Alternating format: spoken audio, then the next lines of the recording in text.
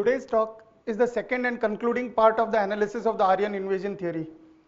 Now, the first part was about the linguistic arguments behind the theory, and today we will deal with the textual and archaeological arguments. Now, as I pointed out last time, before 300 years, there was no such concept as Aryans or Aryan languages, or that any idea that Aryans had come from outside India, bringing Sanskrit and the Vedic culture with them. No one in the world suspected that such was the case. It all started when the Europeans came to India. They found that the languages of North India, the languages of Europe, and the languages of Central Asia and Iran were related to each other. This started the science of comparative linguistics, and they decided that all these languages belong to one family called the Aryan or Indo-European family. In the beginning, they thought Sanskrit was the original language from which all these languages were descended. But after linguistic reconstruction of the Proto-Indo-European language, when it was discovered that Sanskrit was not the original language, Sanskrit was also a daughter language like Latin, Greek, etc. So immediately, as a reaction, they decided that India was not the original homeland, and the original homeland was somewhere in the central area such as South Russia. This is the only basis for the Aryan invasion theory. And once it was decided that the homeland was in South Russia, it automatically meant that the Aryans came into India from outside. So because of that, they started searching for all kinds of linguistic arguments to show that they came from outside. Now, in the last talk, I had pointed out all the linguistic arguments and shown how they have no basis at all. For example, Hawke admits that there is no evidence. The arguments for an Aryan invasion theory or the arguments for a homeland outside India is not based on hardcore linguistic evidence, but it is only based on arguments which are based on plausibility and simplicity. Now, we examined all those arguments and we saw that they are not based on simplicity at all. They are based on very childish and simplistic notions. And when we examine them, we find that they are not plausible also. They go against all the principles of plausibility. In fact, while we were examining those arguments, we came across opposite evidence showing that India was in fact the homeland for the Aryan languages. For example, the evidence of place and river names in North India. Right from the Vedic times, all the river names in the northern Pakistan and northern India area are all derived from Sanskrit and Indo-European languages. But in Europe itself and in most of the other Indo-European language speaking areas of the world, you find that the rivers are not Aryan names. They are pre-Aryan or pre-Indo-European names, which indicate that the people before the Aryan languages were spoken, there some other languages were spoken.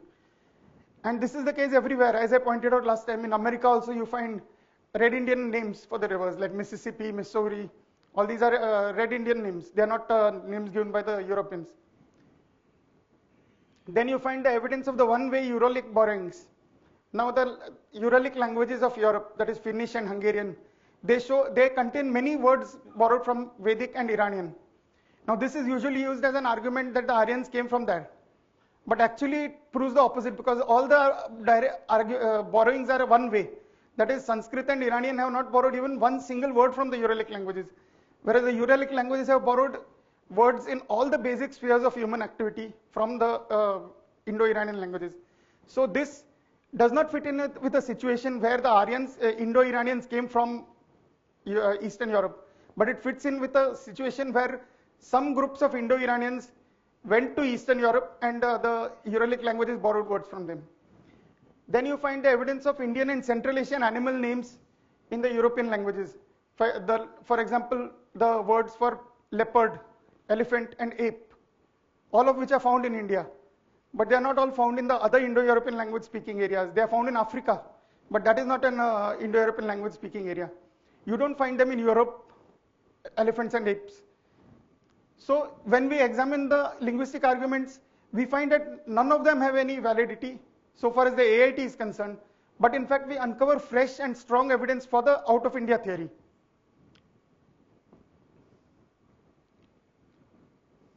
Now, so the linguistic case is completely flawed and fallacious. Now, because of that, we find that they also had to manufacture a lot of textual and archaeological arguments for the Aryan invasion theory. Now, you will note that as per the theory, the homeland was in South Russia. and from there the Aryans migrated in all directions, east and west. So according to that, the Aryan languages of Western Europe, for example, English, German, French, they are also migrant languages. They also came from South Russia. But in the case of no other country do you find that the ancient, there are any textual arguments to show that the Aryans went there from South Russia. Now, why is it only in the case of India that they have to find it necessary to give textual arguments? The reason is very simple. The Aryans are supposed to have gone to Western Europe somewhere before 2000 BC. And you don't find any records, textual records of that period from Western Europe. And so after the records are found 2000 or 3000 years after they are supposed to have gone there. So obviously you will not find any evidence about Aryans coming from outside. So in every other case, the linguistic case alone is sufficient to say that the Aryans went there. But in the case of India alone, they have textual arguments. Now why is this necessary? Now this is because of the nature of the Rig Veda. Now the Rig Veda is dated by Western scholars. We have to understand the chronology of the Aryan expansion according to the linguists. Now, according to the linguists, the Aryans were together in the homeland, wherever that homeland is located, up to almost 3000 BC. And after that they started migrating in all directions. Now what is the date of the Rig Veda? Now from the time of the Buddha onwards, we have datable records in India. So we know that what happened during that period, and that the people were speaking Indo-European Aryan languages in India. But before that, we have the Vedic literature. And the Vedic literature is definitely pre-Buddhist. So they cannot claim that the Rig Veda was composed in 500 or 600 BC. They have to place the Vedic period before the Buddhist period, whether they like it or not. Now the Vedic literature itself consists of different layers. The last layer is the Sutra literature. Before that we have the Upanishads, the Aranyakas, the Brahmanas, and then the 4 Vedas, of which the Atharva Veda is the last and the Rig Veda is the oldest. So to reach the Rig Veda, you have to pass through many periods of composition of all these different texts. Now Max Muller, who was the one who gave this date of 1200 BC for the Rig Veda, he calculated from the 600 BC, the period of the Buddha, he said, let us give minimum of 200 years for each stage of Vedic literature. Now this is an arbitrary thing. There's no reason why he should have given 200. So 200 years, and he went back to 1200 as the date of composition of the Rig Veda, the final date of composition. And they concluded that since it covered many generations of composers, the Aryans' Rig Veda must have been, the composition of the Rig Veda must have started 200 or 300 years earlier, so around 1500. Now after this, there is one more very strong reason why 1200 is, they cannot go after 1200 for the date of the Rig Veda. This is because the Iron Age in India started around 1100 or 1200 BC. And the Rig Veda is accepted by all the scholars as a pre-Iron Age text. That is, it cannot have been composed after the introduction of iron. So whether they like it or not, they cannot give a date beyond 1200 BC. But the way they give it is like Max Muller giving minimum periods for each this thing. They act as if, you know, the Rig Veda was finished, they finished composing the Rig Veda in 1200 BC. It's as if they said, the Iron Age is going to start from tomorrow, so let's conclude the Rig Veda and finish it off so that we don't enter into the Iron Age. Obviously, it's not the case. So you can't say that the Rig Veda was composed just at the few minutes before the Iron Age started.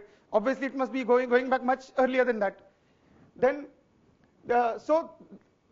however, even then they give a minimum period. They take 1200, the date just before the Iron Age started, as the period of conclusion of composition of the Rig Veda. And when did it start? They again take a minimum period, 200, 300 years, and go to 1500 BC. Now, even after all this squeezing everything into as short a time as possible, still we have the Aryans entering India in 1500 BC and immediately starting the composition of the Rig Veda. And if they left South Russia in 3000 BC, then we have only a period of 1500 BC, 1500 years, from 3000 to 1500 BC, during which the Indo-Iranians left South Russia. They traveled all the way to Central Asia. They settled on the way. They settled in different spots on the way over a period of centuries. Then they went to Central Asia, where they formed the Indo-Iranian culture. The Indo-Iranian culture developed there, distinct from other Aryan cultures. And after that, they started splitting into two directions, one group coming into India and one group going into Afghanistan, the Iranians. So all this took place within the period of 1500 years, and they started composing the Rig Veda in 1500 BC. If that is the case, it is not like the English text traditions which start thousands of years after the ancestors of the English people are supposed to have come there, the linguistic ancestors. This is supposed to have almost started immediately after they entered the area, because of all, because they have to squeeze all these events into as short a time period as possible. So if that is the case, then you cannot escape without showing proof from the text. If these people had just entered India in 1500 BC and started composing the Rig Veda, then you have to find proof from it. You cannot just say, no, there's no need for proof. Where do we have proof for the English? So we need not have proof for the Rigvedic people. They can't say that. So they have to find. So since the last 200 or 3 years, since the Aryan invasion theory was first mooted, it has become a regular industry among Indologists to find out evidence from all the, particularly the Vedic texts, for the Aryan invasion. So, which is why textual arguments are necessary for them. Now, because of this, they have spent all their efforts in trying to find evidence in but even then, all of them agree that there is no evidence at all in the Rig Veda for the external origins. For example, Erdosy, who is a Aryan invasionist scholar in the West, he admits that the evidence for the external origins and likely arrival in the 2nd millennium BC of Indo-Aryan languages is the main basis for Rigvedic studies. And yet he admits that there is no indication in the Rig Veda of the Arya's memory of any ancestral home or of any migrations. Now this is, usually when Indian scholars oppose the Aryan invasion theory, they give this reason that the Rig Veda does not talk about invasion.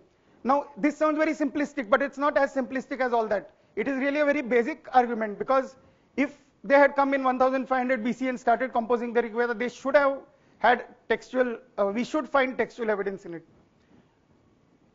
So we have scholars like Ambedkar and Pargitar who studied the ancient texts in detail, and they concluded in very strong terms that the Aryan invasion could not have taken place because the texts do not give the evidence for this. But then after saying this, then people must have asked them, but how can you contradict the linguists? So just in order to keep in with the linguists, they finally said, yes, they must have come from outside. So in their writings, you find these two contradictory views, because what they find by their studies is different from what the linguists tell them. And since they are not linguists, they feel, how can we contradict them? Maybe they are right. Maybe they did come from outside. Now, since all of them admit that there is no direct evidence at all in the Rig Veda for the Aryan invasion, how do they find evidence? They find indirect evidence in 3 forms. Now, first indirect references are to vague reminiscences, that is vague memories of foreign localities and tribes in the Rig Veda, and the migration of river names. They claim that certain western river names were applied to Indian rivers by the incoming Aryans. Second is references to non-Indo-European natives of India. Now, if the Aryans came from outside India, we know that there were people already existing in that area. The Indus Valley civilization, one of the most ancient and one of the most extensive civilizations of that time, with millions of inhabitants, was present in that area. So if the Aryans came in at that time, they should have encountered those people, and memories of those people should be found in the Rig Veda. And finally, evidence from the geographical data within the text showing a movement from the west to the east. These are the 3 types of indirect evidence in the Rig Veda that the scholars concentrate on finding.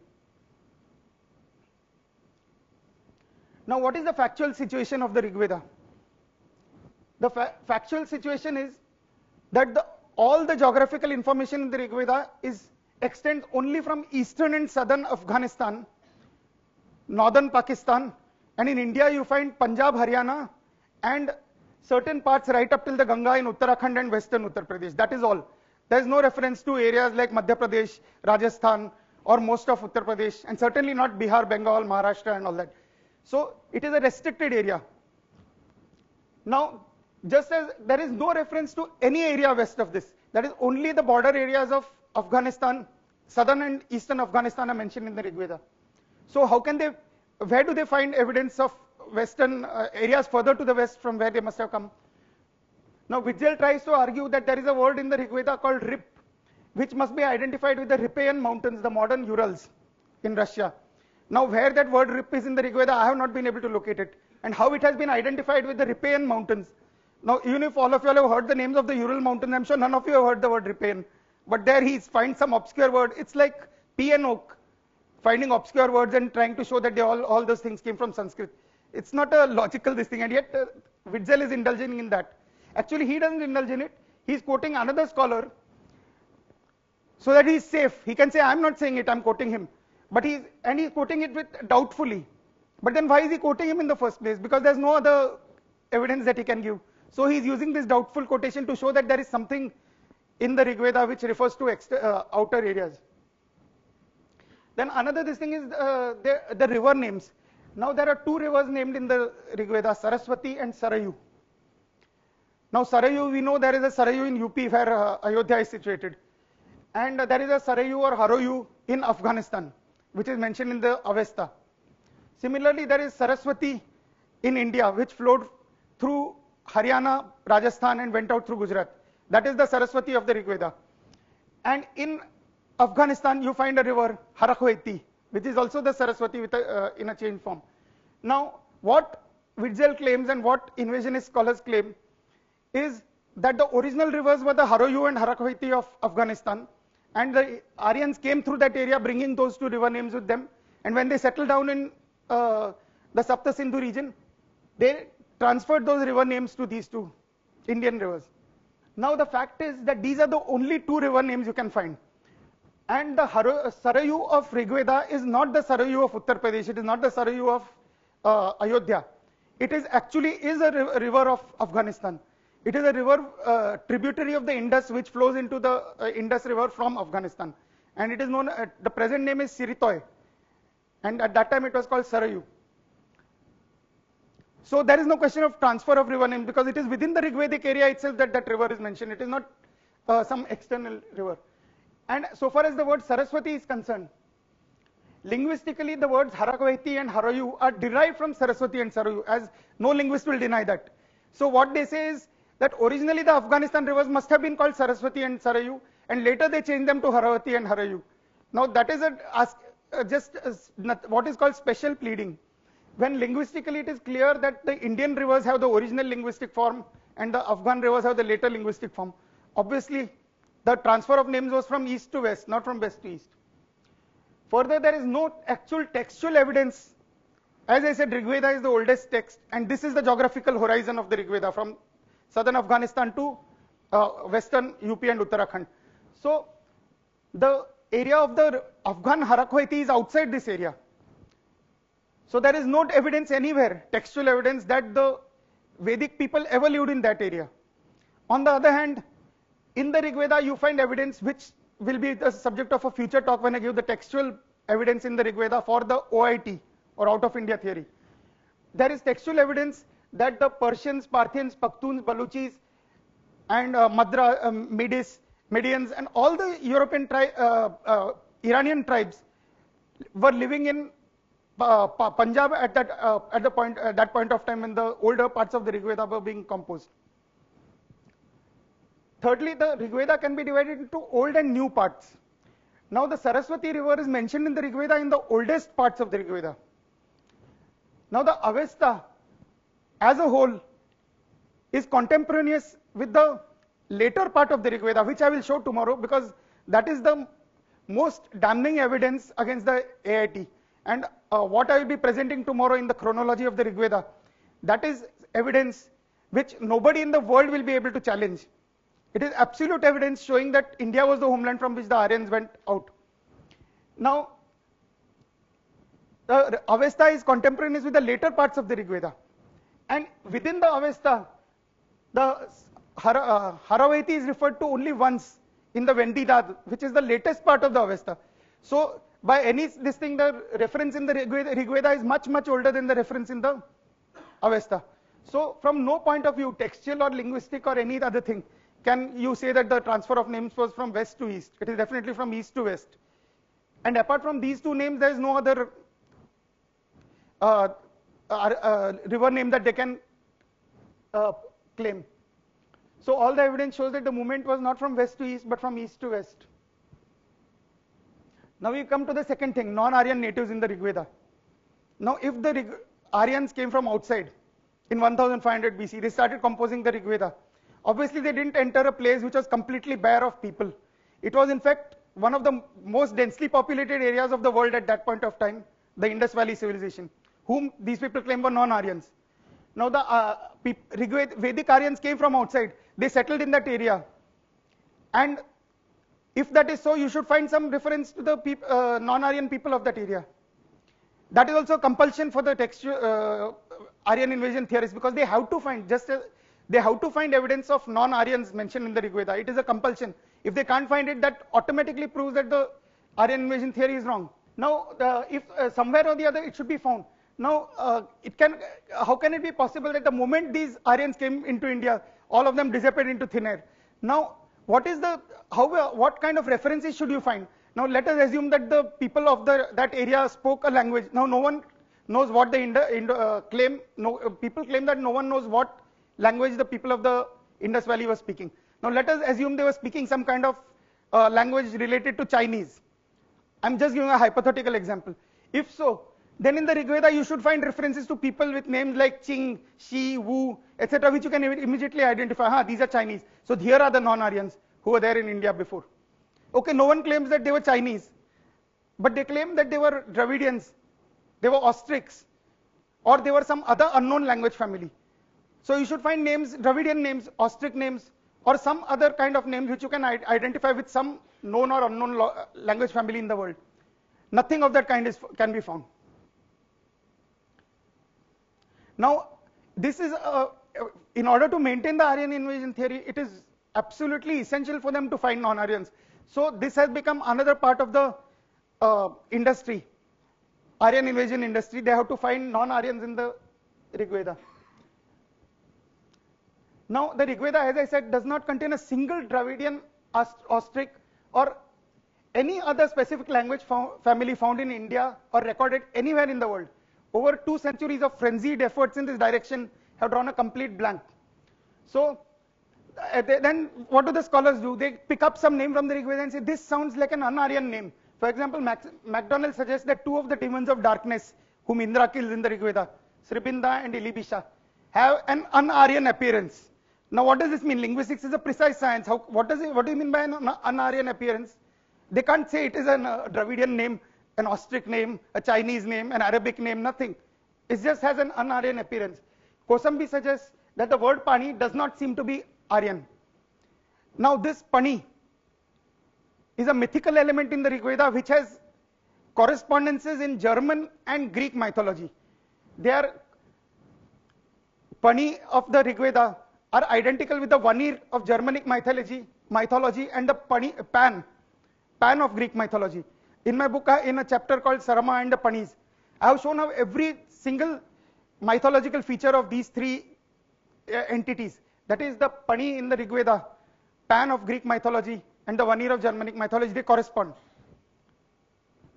Now, as I said, it is only in the case of India that they try to find textual evidence.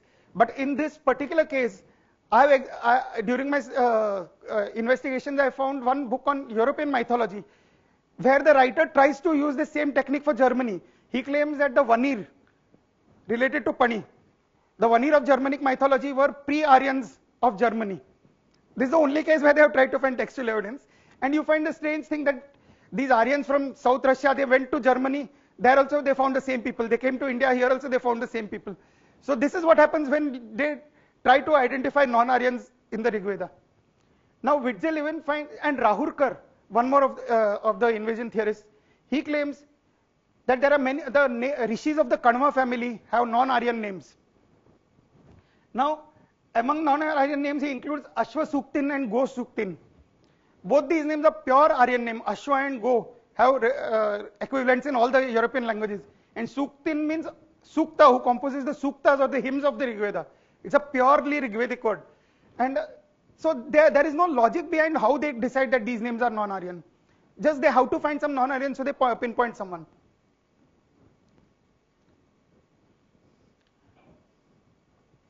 Now, over 2 centuries of speculations, they have discovered non-Aryans everywhere.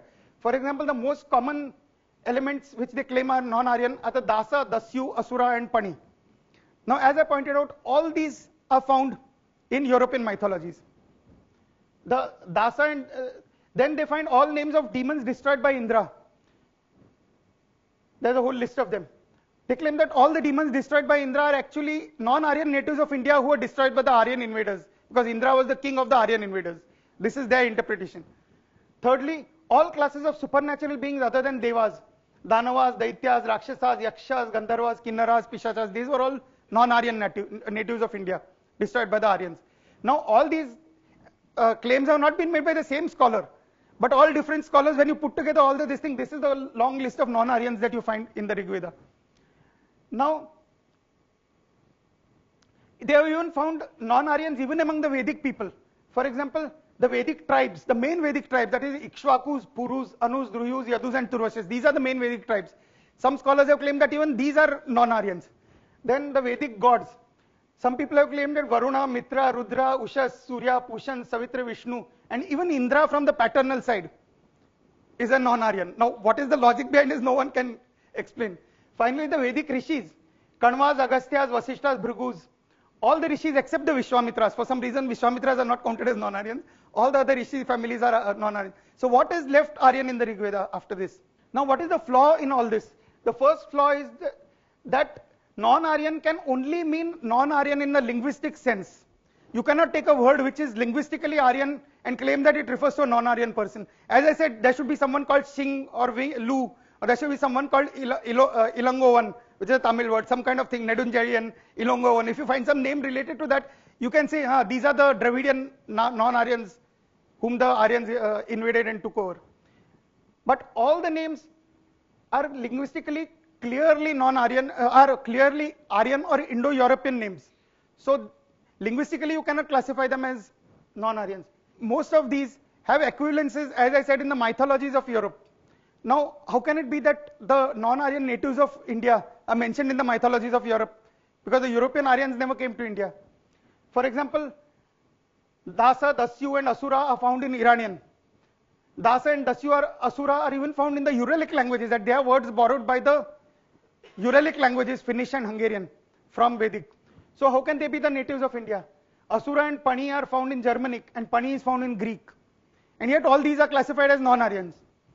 Now, all the conflicts in the Rig Veda are also identified. As I said, all the enemies of Indra, the demons whom Indra destroys.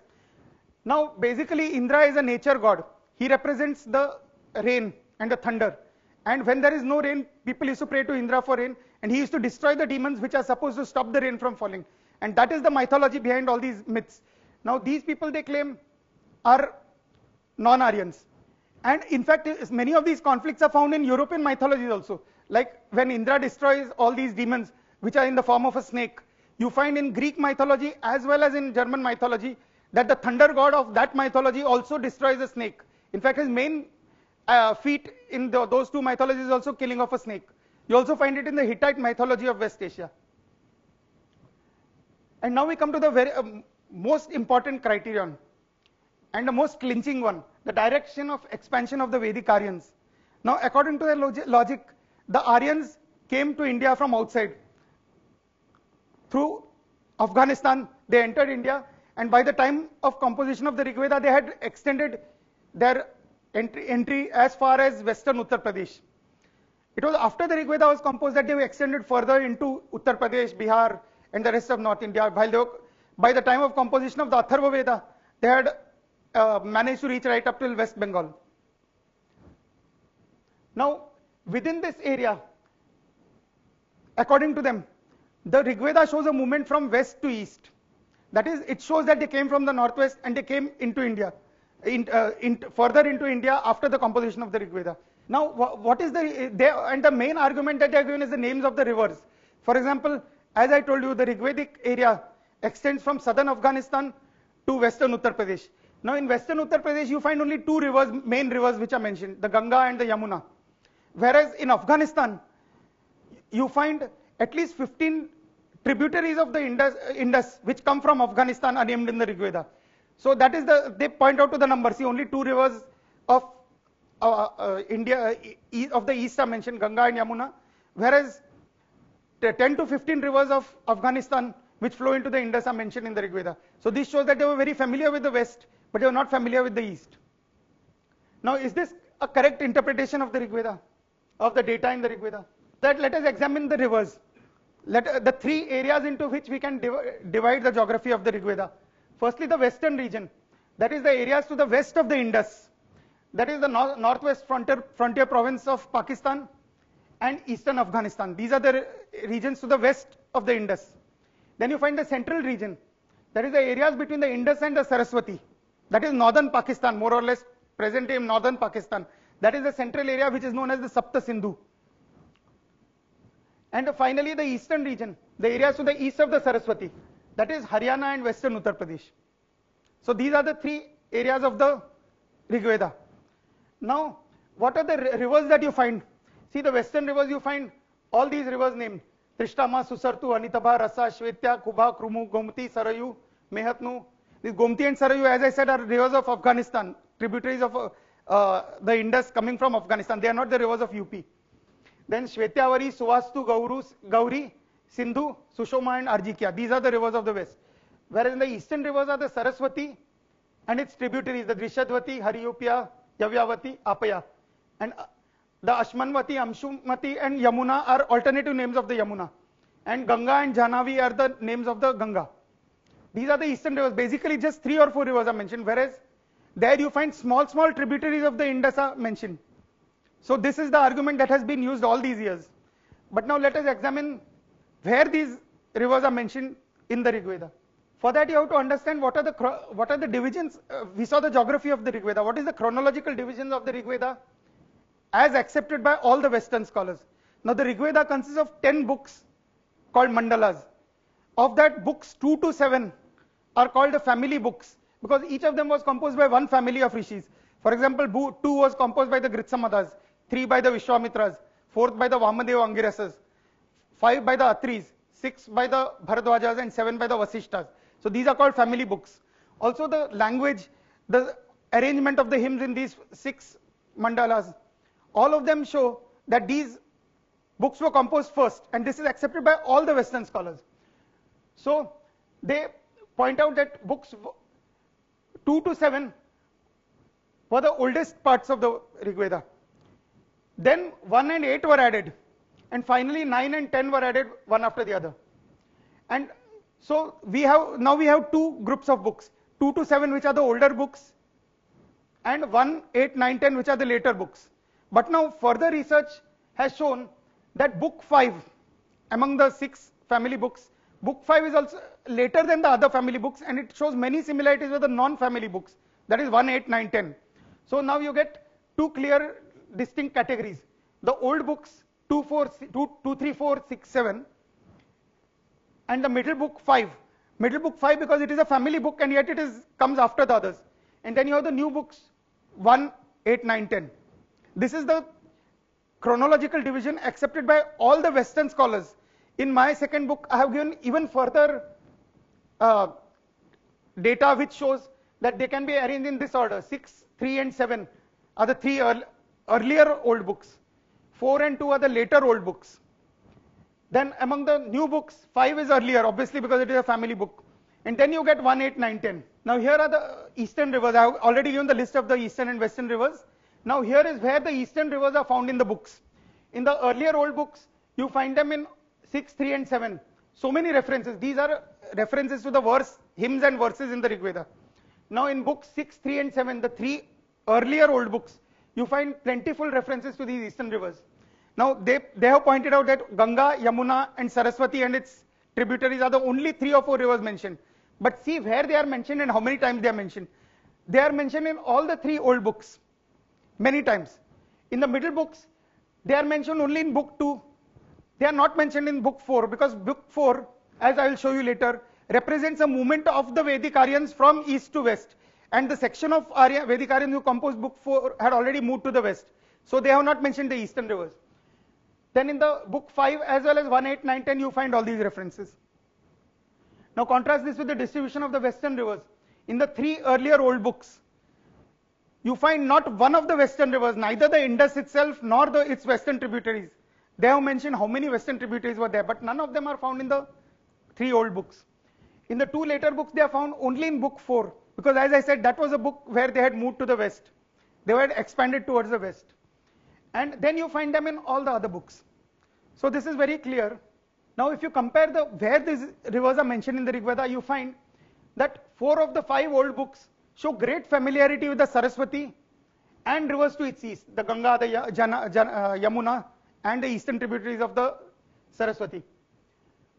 4 of them show. And the second is now the Ganga, the easternmost river, is mentioned in the 2 oldest books of the Rig Veda, 6 and 3. The Yamuna, the second easternmost river, is mentioned in the 3rd book. And the Saraswati is referred to in a total of 33 verses in these 3 oldest books, and has 3 whole hymns in its praise. It is also the only river mentioned in the 4th old book, book 2. Book 2 mentions only the Saraswati, no other river. Now, all these 4 old books show absolutely no acquaintance with the Indus or rivers to its west. The Indus and rivers to its west first appear in the later old book 4, because that was the expanding section of the Aryans. And after that, you find in all the new books, you find these references. Now, other things are mentioned in the Rig Veda. You find place names in the Rig Veda. That is Gandhari, or present day Kandahar, or Gandhar of later texts. It is called Gandhari in the Rig Veda. And the Gandharvas are a mythical race of people who are supposed to be living in that area. So these are western place names. In the eastern place names, you find Kikata, Ilaspada or Ilayaspada, and indirectly Nabha Prithivya and Vara Prithivya. All these refer to places in Haryana. So the western places in Afghanistan and the eastern are in Haryana, to the east of the Saraswati. And that is to the west of the Indus. Now the mountains in the Rig Veda, in the west you find Sushom, Arjik and Mujavat. There are no eastern mountains mentioned. The lakes in the Rig Veda, the western is the Sharanavati and the eastern is the Manusha. The animals in the Rig Veda, the western are Ushtra or camel, which is found in Central Asia and northern Afghanistan. The Mathra, which is a particular species of horse found in Afghanistan. Then the Chaga, Mesha, Vrishni, Ura, Varaha, that is different species of goats and sheep, which are found in Kashmir and Afghanistan. They were not originally found in eastern India. Whereas the eastern animals are the Ibha, Varana, Hastin or Srini, that is the elephant. The Mahisha or the wild buffalo. The Gaur or the bison, Indian bison. The Mayura or the peacock. And the Prishati or the spotted deer. These are animals which are found throughout the Indian subcontinent, but they are not found in Afghanistan. Whereas those animals were found in Afghanistan at that time, they were not found in India.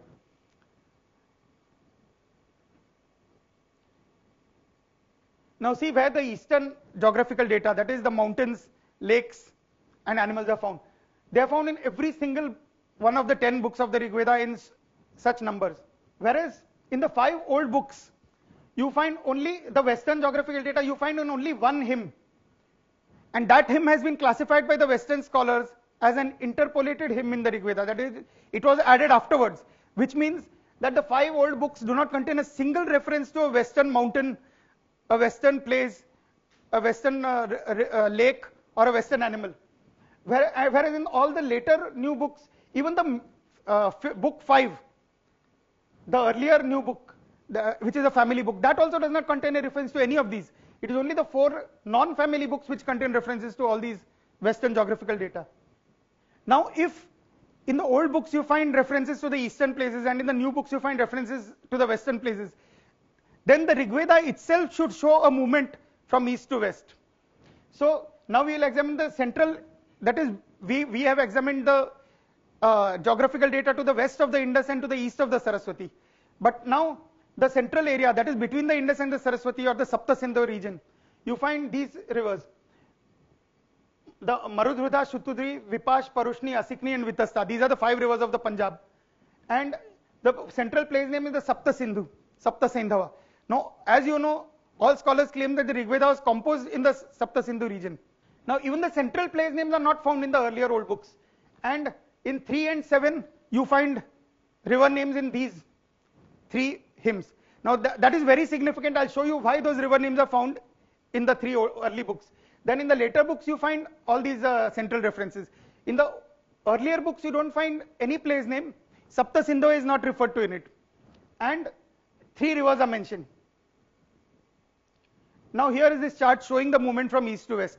The first mandal 6, that first big long line represents the Saraswati. This long line represents the Indus. And from east to west all the rivers are placed in that chart. Now you will see the first book 6 is totally to the east of the Saraswati. It does not even know the Sapta Sindhu region. Then in the second book 3, it has advanced, they have advanced westwards to the second river of the Punjab. In the third book 7, you find they were advanced till the fourth river of the Punjab. And after that you find all the books know the whole area. But in the first 3 books you see that movement from east to west. Now this is not just based on the chart. Means just because the names of the rivers are found like that, we can draw this conclusion. But there are actual historical events which relate how they moved from east to west. Now see also the place names. These are the place names. In the early period 637, you find only eastern regions and Haryana. Haryana is mentioned throughout because it was the center of the Rigvedic composition.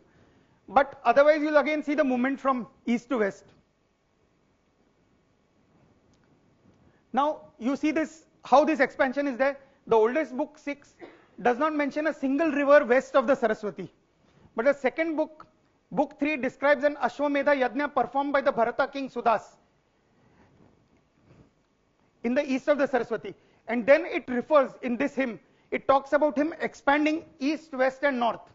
Then in another hymn it describes Sudas and the Bharata warriors crossing the first 2 easternmost rivers of the central area in a historical movement which the Rigveda itself describes as a movement, expansion in all directions. Then after they have crossed that, in the third oldest book, now Sudas has crossed the 2 rivers. Now he is fighting the Dasharatnya battle, or the battle of the 10 kings, which is the most important historical event in the Rigveda. And he is fighting it on the banks of the 3rd river, Parushni. And his enemies whom he is fighting, they are described as the people of the Asikni, that is the 4th river. Now in that oldest book, it refers to the ancestors of Sudas, that is Devavata was one of his ancestors. Now Devavata is described as performing a yajna in Haryana. It is specifically described that place in Haryana where he is supposed to have established an eternal fire. Like you know the Zoroastrians, for example, still they have eternal fires which they don't allow them to get extinguished. So this talks about the ancestor of Sudas. Then it talks about Devavata, then his son Srinjaya and his son Divodasa. So 3 generations of Sudas's ancestors are already mentioned here. Then the next 2 books refer to Sudas's period. Now in that, again Sudas is still to the east of the Saraswati because that is where he performs the Ashwamedha, and then he starts expanding westwards. And it describes his movement across the first 2 rivers. It describes it as a movement with Sudas and his army. Then the last one, the third book, book 7, talks about a battle which took place on the Parushni. And his enemies were the people of the Asikni, that is, which shows that Sudas was coming from the east and his enemies were to the west. So as I have explained, this is the same thing. As I have explained, the evidence of all the geographical data in the Rigveda shows that it was a movement from the east to the west, whether it is the rivers, the place names, or the actual historical narratives which are described in the Rigveda. All of this shows a movement from east to west. So it shows that the movement of the Vedic-Aryans through the Punjab was from east to west and not west to east. So this is exactly the opposite of what the... Now what do we see from the textual arguments? That the Rigveda has absolutely no memories of any external homeland, of any migration into India, or even of any acquaintance with areas to its west. Then it does not refer to a single person, friend or enemy who can be identified on linguistic grounds as a non-Aryan. And finally, the pattern of distribution of the geographical data clearly shows that the movement was from east to west, and not only on the basis of the data but also from the basis of the historical narrative which is given in the text. So you see that textual evidence which they have been trying to search out since 200 years, there is nothing. In fact, this all the time, for example, when they are talking about the evidence of the rivers, they just point out that in the west you find 10-15 rivers mentioned, and in the east you find only Ganga, Yamuna to the east of the Saraswati. But when you actually examine where they are found and how many times they are found, then you see that it is exactly the opposite of what they have been claiming all these years. Now we come finally to archaeology. Now, in my first talk I presented the linguistic case for the Aryan invasion theory.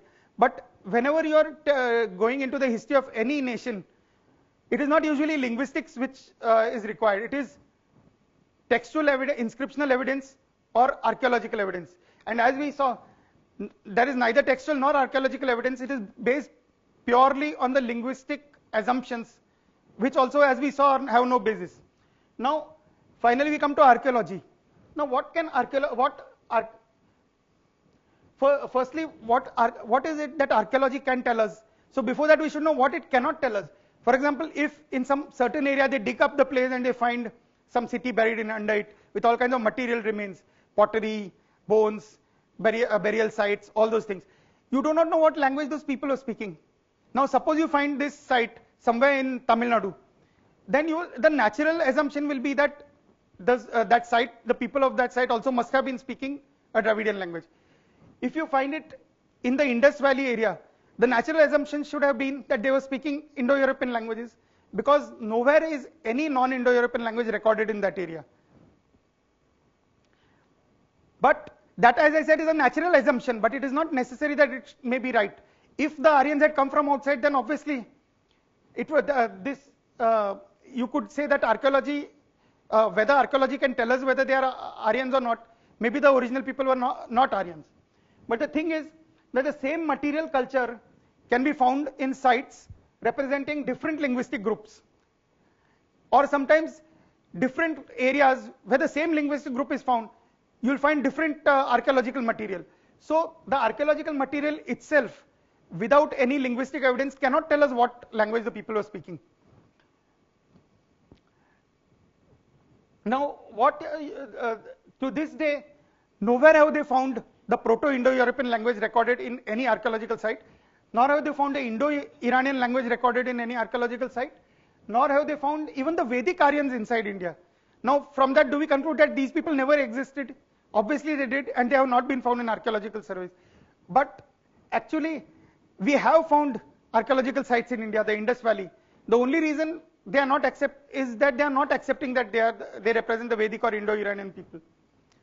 Now, strictly speaking, unless you find in any site you find some written material, and that written material is in a particular language, then you can identify that the people of that area spoke that language. Or else, that even if you don't find written material, suppose you find in some neighboring civilization, for example in Mesopotamia, suppose you had found some textual material of 3000 BC, and they had mentioned that to the east of in the Indus Valley area certain languages were spoken. So even if you don't have linguistic evidence within that site, if you find it in some other site outside which tells us what language these people were speaking, then only you can identify that site as being of people who speak that language. You cannot say whether they were Aryans or non-Aryans. Now, in the case of the Indus Valley civilization, actually we have found they have found what we may call yajna kundas, or sacrificial altars. Now, what the Western people claim is that these are not sacrificial altars; they are just cooking areas, ovens, sort of where they were cooking. Now, as I said, we can say that they are sacrificial altars. They will say no, it is they are not. They are ovens. So either way, it is a question of what we want to believe. So until you actually find linguistic this thing there, you cannot give a final answer. Now, when you have not found the Proto-Indo-European people or the Indo-Iranian people or the Vedic people anywhere in any site, how can you decide what is and what is not this thing? So obviously archaeology cannot tell us that. In spite of that, archaeologists who have dug up sites in Central Asia or somewhere on the path from South Russia, they have tried to identify the site that they have dug up as Indo-Iranian.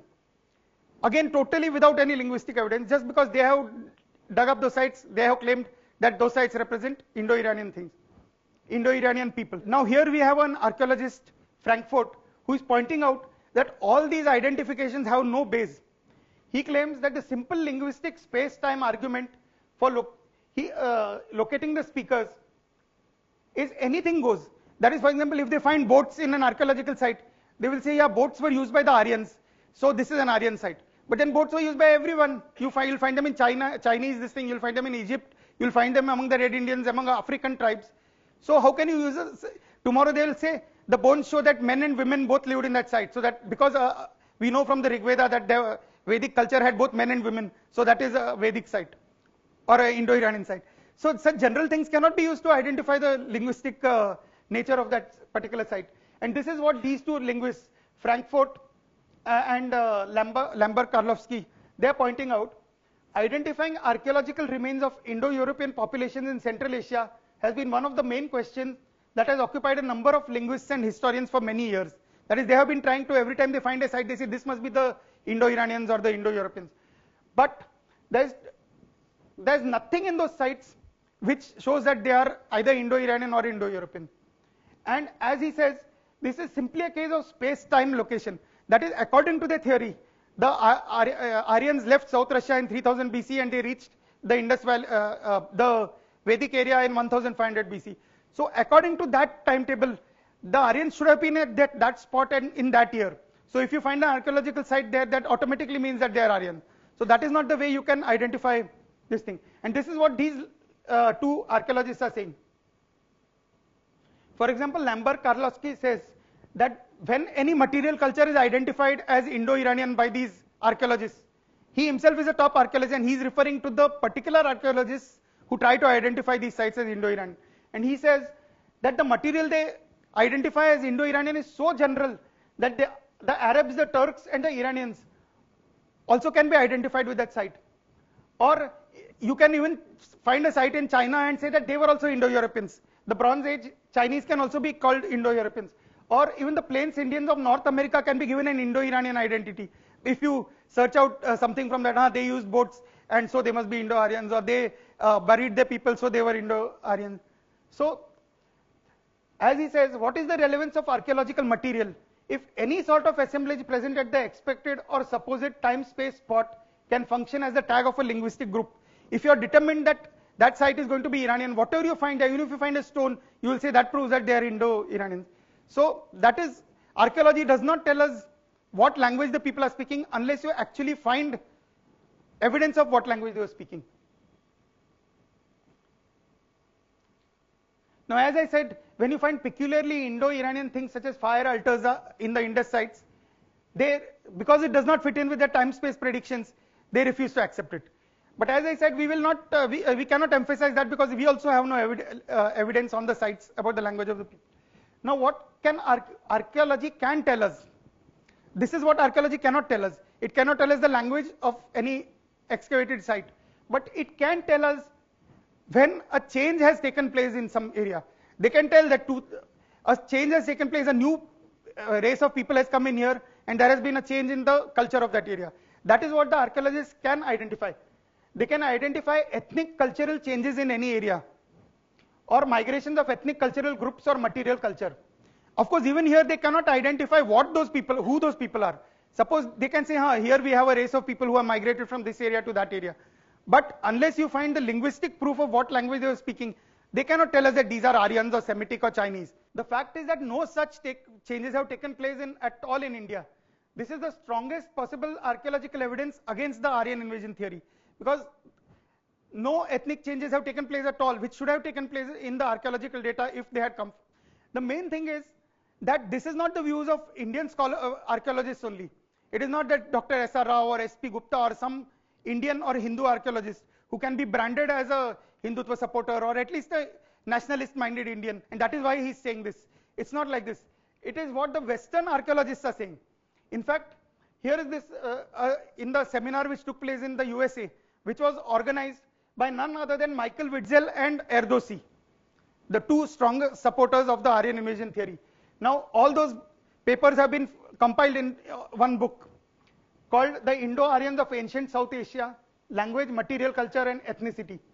Now, in the very preface to that book, Erdős tells us that the Aryan invasion of India in the second millennium has recently been challenged by archaeologists. All these archaeologists are Western archaeologists, not Indian ones. And he says the theories of the linguists have been challenged and it is found to be in direct conflict with the findings of the other discipline claiming a key to the solution of the Aryan problem. That is, linguistics is the science which claims that the Aryans came from outside, but he claims that the perspective of archaeology of material culture is in direct conflict with that idea. For example, here are the different Western archaeologists who have given their papers in that book, a book which, as I said, is edited by Michael Witzel and Erdosy, not by any Indian archaeologist. Now, K.A.R. Kennedy, he says that from the 5th, 4th millennium to the 1st millennium BC, there have been no changes at all in the ethnic composition of the area. 5th millennium, that is 5000 BC, 4000 BC. What took place in that and what took place in the 1st millennium BC, that is after 1000 BC? He says it is too early or too late to have any connection with Aryans. So, in the period in which Aryans are supposed to have come into India, the archaeologists completely deny that such a intrusion has taken place. Now, D.A. Lichtenstein says she describes the indigenous development of South Asian civilization from the Neolithic onward, and she concludes that there has been no change in the ethnic composition or the material culture of that area, because of some external intrusion into the area. Now, J.G. Schaffer also writes, the diffusion or migration of a culturally complex Indo-Aryan people into South Asia is not described by the archaeological record. And finally, Witzel, who is the king of the leader of the Aryan invasion brigade, he also writes in that same book, so far clear archaeological evidence has just not been found. Now, this is archaeological evidence, not just picking up some site and saying that it is represents Indo-Aryans or non-Indo-Aryans. On the other hand, in all the other Indo-European language speaking areas, there is archaeological evidence showing that the Aryans migrated into those areas.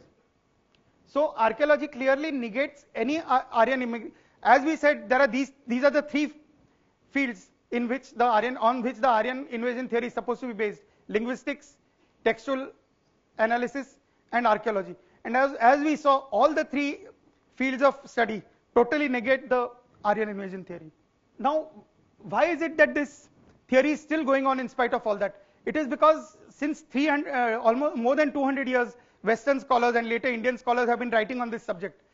And there's a whole, as this Erdosy says, they are assumptions long taken for granted and buttressed by the accumulated weight of 2 centuries of scholarship.